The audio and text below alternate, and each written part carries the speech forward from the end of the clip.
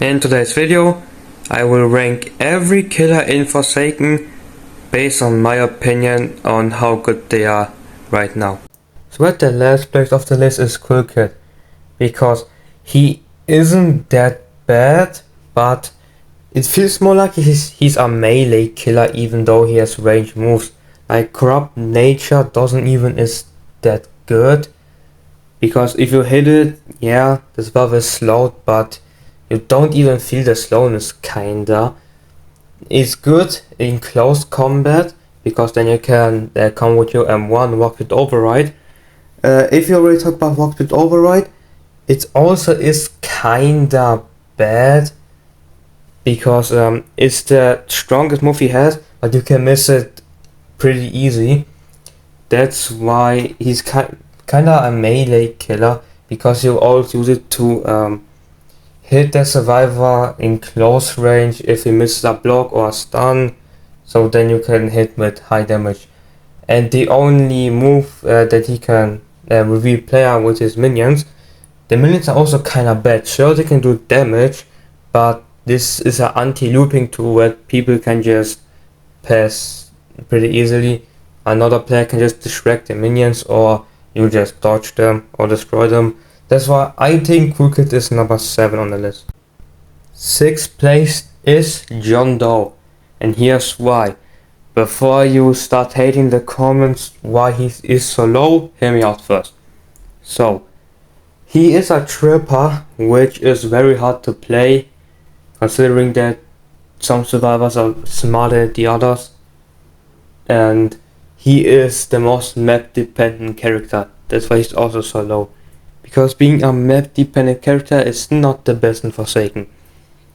Then, Digital Footprints is not bad, giving you speed 2 for 10 seconds and slowness 2 for the survivor for 10 seconds, but if a survivor doesn't go in it, it's kinda not that good. The only thing it can do is block off important parts of the maps, which is good, but like I said, is map dependent, because if you get like Planet Voss, is like really, Digital Footprint is only good to like cover gens or something. Then he has a hard time catching survivor in the first place, because he's a trapper.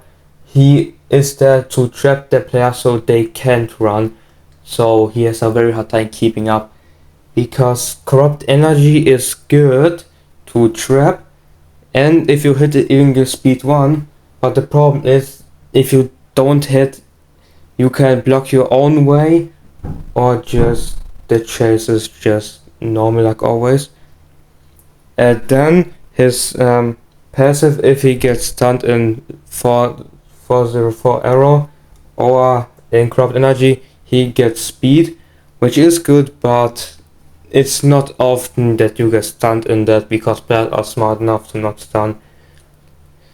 Because with 404 you have to react in the first place, and Corrupt Energy is just smart players will wait till you use it and then stun you.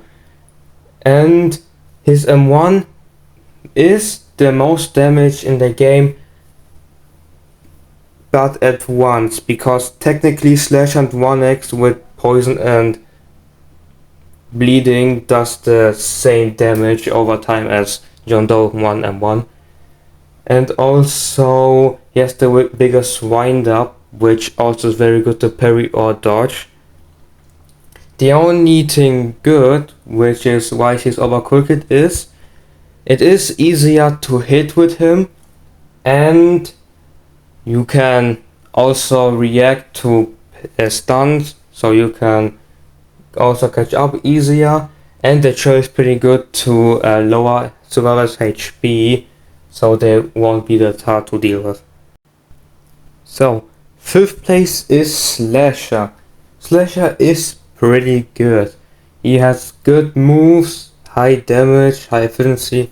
He is actually pretty balanced, but he actually got only one problem. This is looping, because you can loop Slasher for so long without him doing anything, and if the team also helps by stunning the Slasher while you loop him, it's pretty impossible for Slasher to win, considering he has no range moves and the only thing why he can keep up is with Radiant Paste.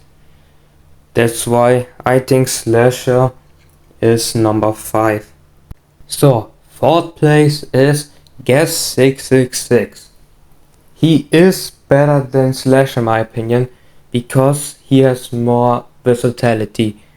He can speed up himself, can stop the timer, and can launch himself so he can keep up with the player more better. That's why I think he is better than Slasher, but why he is worse than the other who's going to be is he is good, but he needs his blood meter to be efficient, because Hemorrhage isn't that good on its own, only for blood, because the blood can just help each other to make Hemorrhage go away. Then sure, it can make that people can't heal, but like I said, you can just remove Hemorrhage. Then the M1 damage is the worst in the entire game, even though with the launch it's 30 damage. If you miss the launch, you not only get slowness but also can use it for longer. And the launch you can charge, which is pretty good, but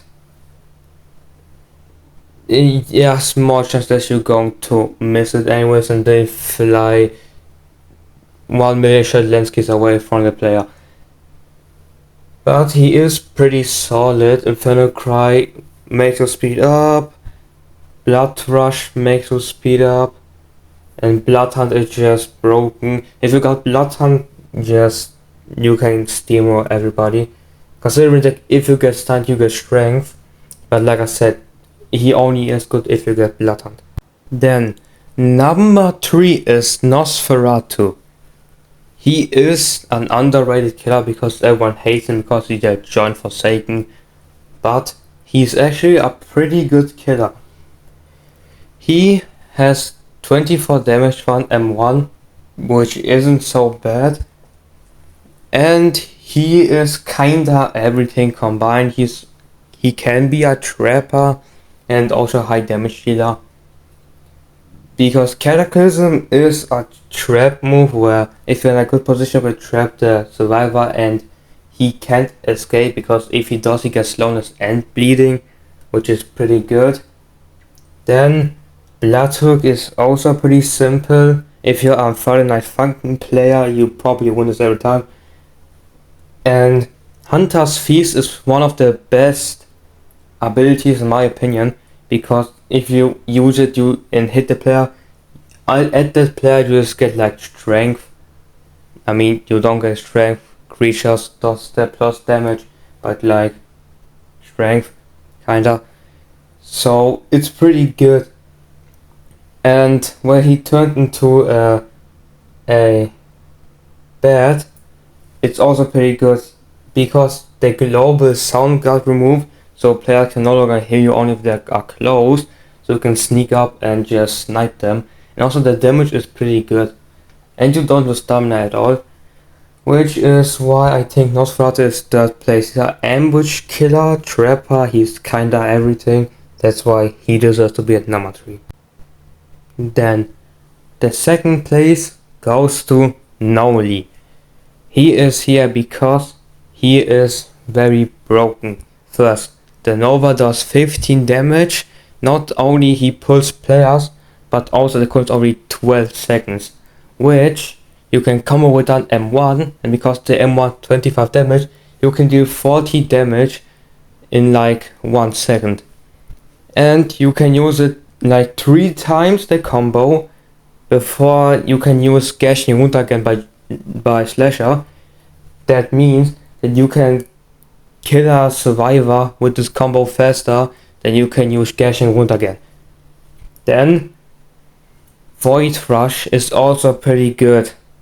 You can Robo combo players to deal more damage or just instantly smack them down. Consider Observant, which is a literal teleport to whatever gen you want. You can also just instantly slam them down. The only problem is why he's not first is the hallucination is pretty ass. Everybody knows what the hallucination is. And if you just don't hit anything, like if you don't hit the Nova or you miss Void Rush, winning in a chess is then pretty hard, because Noli is also a killer who needs abilities to catch up.